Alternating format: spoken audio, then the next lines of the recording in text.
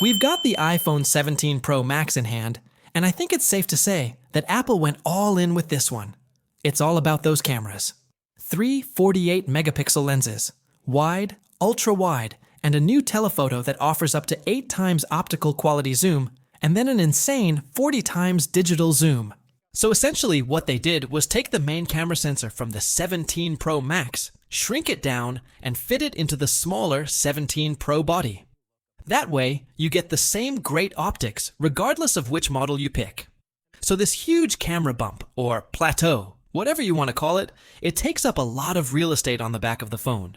It gives the phone a bit of a two-tone look. I kind of like it. I think it looks bold. It also gives Apple more room inside for bigger batteries. And let's be honest, we could all use some extra juice on our iPhones. Now colors, you're looking at deep blue, cosmic orange, and silver. I'm gonna have to go with the orange just because it's so bright and fun. Now you can tell right away if someone's holding an iPhone 17 Pro because that camera lens is massive.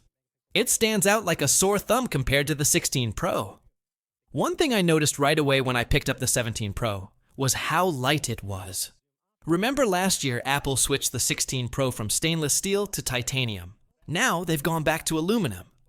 They say it's stronger and it handles heat better, but I think we all know that the real reason is heat. Apple has been dealing with some serious heat issues on the Pro phones, especially the 15 Pro and 16 Pro. Those phones would get super hot during normal use, not under heavy loads, just using them regularly. And that's because of the super powerful A16 chip. Now Apple is using a vapor chamber cooling system to help dissipate heat.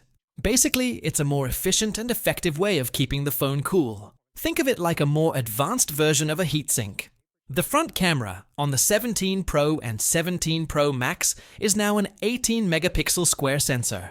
That's up from 12 megapixels. And it uses pixel binning to combine the data from multiple pixels into one large superpixel for improved low-light performance. Now what's really interesting is the camera will automatically switch between the ultra-wide and the front camera depending on the scene. So if you're taking a picture of a group of people, it will use the ultra-wide to capture more of the scene. But if it detects that the group is too close to the camera, it will switch to the front camera to get a tighter shot. What's also cool is that you can record video from the front and back cameras at the same time. It's perfect for vlogging or capturing a reaction shot while you're filming something. Inside the 17 Pro and 17 Pro Max are powered by a 6-core CPU with 2 performance cores and 4 efficiency cores, along with a 6-core GPU and a new 16-core neural engine with AI capabilities built into every core. What does that mean? Well, it means that the A17 Pro can perform complex calculations much faster, making your apps and games run smoother and more responsive. It also makes the phone smarter in how it uses resources. For example, the phone can use AI to determine which apps need more power and which ones can use less, resulting in better battery life and performance. Speaking of battery life, you can expect up to 39 hours of video playback on the Pro Max and 33 hours on the Pro. Now, if you're looking for even more battery, there's always the Ultra. Now here's the thing. With all these new features and a more power-hungry chip, you would expect the battery life to take a hit. But somehow Apple has managed to make it better. The 17 Pro Max actually has an hour more battery than the 16 Pro Max, and the 17 Pro has 3 more hours than the 16 Pro. Plus, you get faster charging, 50% in just 20 minutes. Oh, and one more thing. The prices are now higher. We're looking at $1,099 for the Pro and $1,199 for the Pro Max, both starting with 256 gigabytes. Last year, the base storage was 128 gigabytes. Look, there's no denying that the 17 Pro and 17 Pro Max are a big step forward for Apple.